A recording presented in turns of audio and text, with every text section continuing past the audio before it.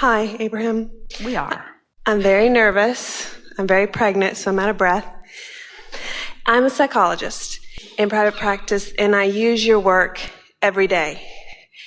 And consistently, what I have a hard time with is exactly what you just talked about, having people get how worthy they are. So my question is,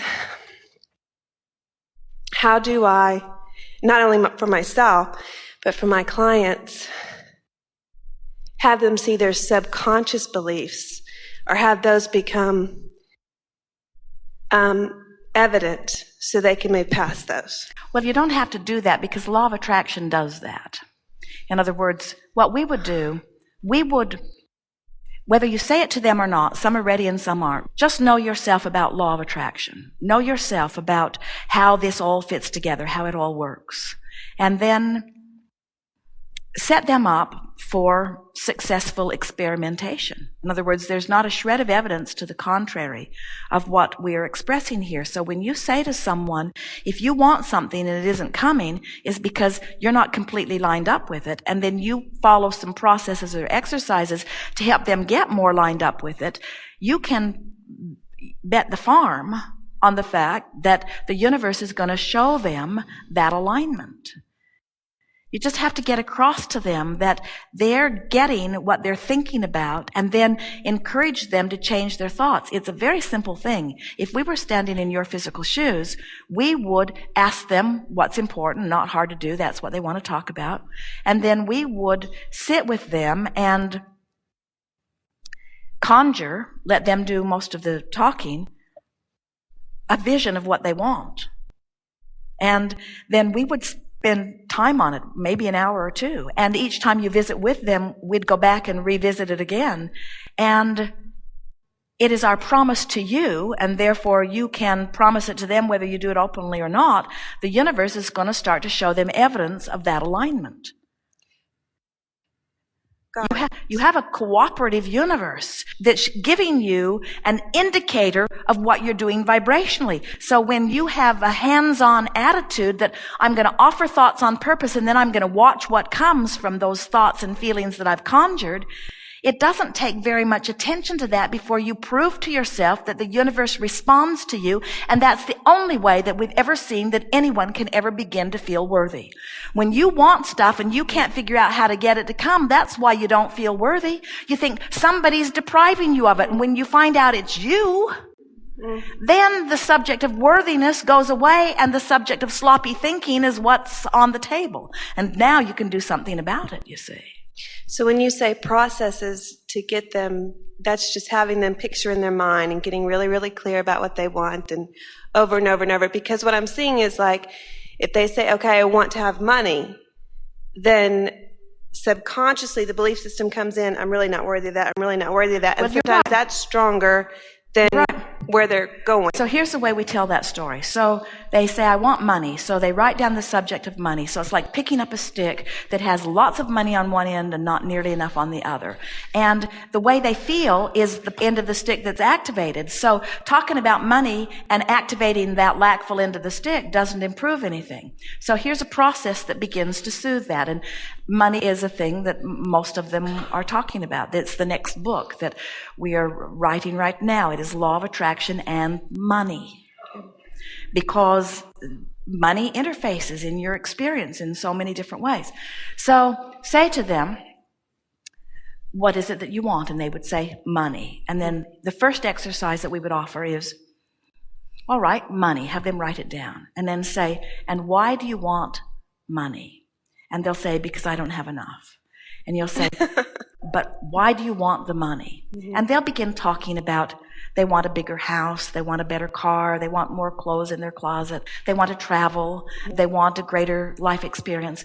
And then what you're wanting to evoke from them are feelings of why they want more money. So what would that feel like? What would it feel like to drive that car that you're asking for? Well, would it feel more secure? I would feel confident. That's what you're wanting to evoke from them. You're wanting to evoke from them emotional feelings.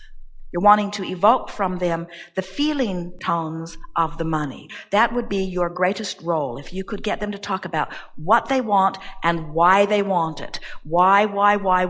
And every time you ask why, what you're reaching for is why? Because I would feel better. Why? Because I would feel more confident. Why? Because I would feel more worthy. Why? Because I would feel more exhilarated. Why? Because it would feel really fun. And as you hold them in those kinds of conversations just a little bit, what happens is that stick we talked about begins to turn on its fulcrum, and this end of the stick that has the money begins to be the more actively dominant part of their vibration.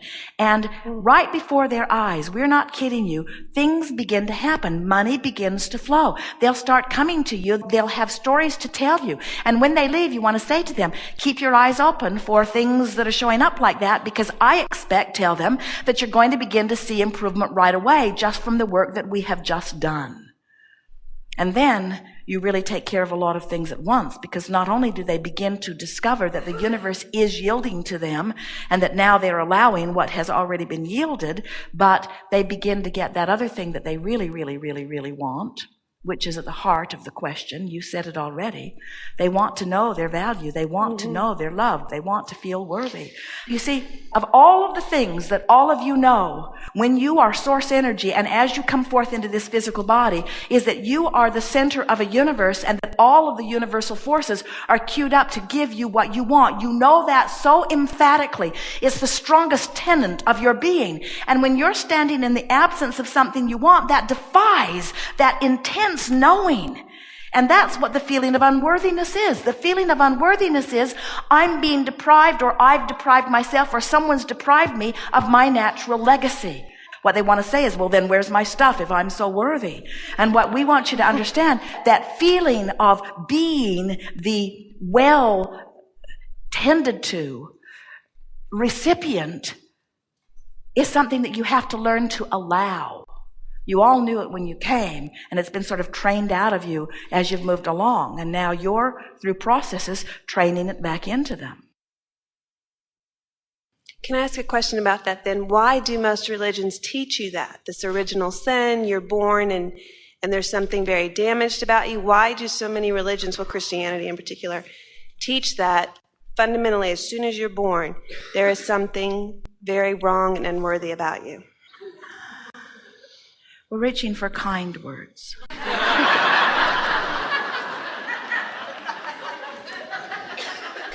Part of it is because in your physical orientation, it's the what-isness that our friend was talking about, the what-is-itis. It's that what you're observing feels so real.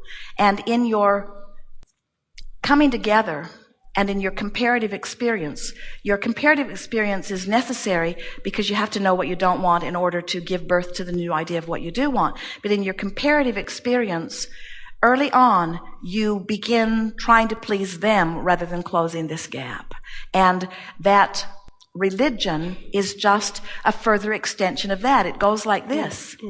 When I see you do that, I feel good. When I see you do that, I feel bad. So let's find a way to control the behavior. So it really is not so different than a bunch of people saying, if you want to be part of our club, then you have to do things that make us feel good when you do them. Clear. And so we'll be so bold as to say that religions, as you have described them, we don't believe they are all that way, but those religions that are that way as you have described them have been perpetuated by people who are disconnected from who they really are. That makes sense.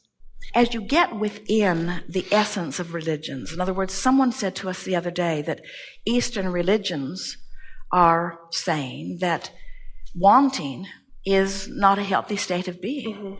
And they're saying, so Abraham, you keep telling us that desire is the calling forth of source energy, that it's the basis of the attraction of the eternal beingness that we all are. So how could there be religions that are saying that wanting is wrong? And we say, because someone wisely observed that they wanted something, that they were beating the drum of the absence of it. And in beating the drum of the absence of it, they didn't feel so good. And when they felt that they had found a way to stop wanting it, that discomfort went away. But we want to say all they did was release resistance. It's the releasing of resistance that you're all reaching for, not the releasing of desire. I have a friend that's very Buddhist, and I'm always like, well, what do you want? What do you want? What do you want? And he's always like, I'm at peace. And that makes sense, what you just said. It's more about being at peace. But we want to go there for a minute, because when you use the word want, there are some who would say, I want, meaning I don't have, so I'm wanting for it. Right. And in that case, you would be focused upon the absence of it, which means you cannot move toward it. When you make peace with where you are, you automatically turn and begin moving toward what you want. So there is validity in that. In other words, at the heart of so many of these religions, there is that which is identical to what we speak. But things get so distorted in the physical environment. There have been endless physical beings like Esther who have tuned to the vibration of source and who have expressed accurately man's relationship with that which is source. Every one of you has the ability to do that, and you have guidance within you that helps you to know that. But then over time, as people then read the books that have been written, there is distortion. In other words, Jerry and Esther see it all the time. Someone will take a piece of what they've heard here and then apply something to it that does not fit at all, that takes it totally away from the integrity of the laws of the universe that they understand to be, you see. And so that's why we're encouraging all of you to find your own connection with your own source. So you can feel if this thought in this moment lines you up or not, allows the extension of who you are or not. The question I have, it's a personal one. When I get into relationships, the first thing I do is look for what's wrong in the guy. And I continuously do that. Do you have a process that you could recommend? Maybe perhaps just looking at what's best in him all the time, but it's just an automatic response. Probably that's the answer, isn't it?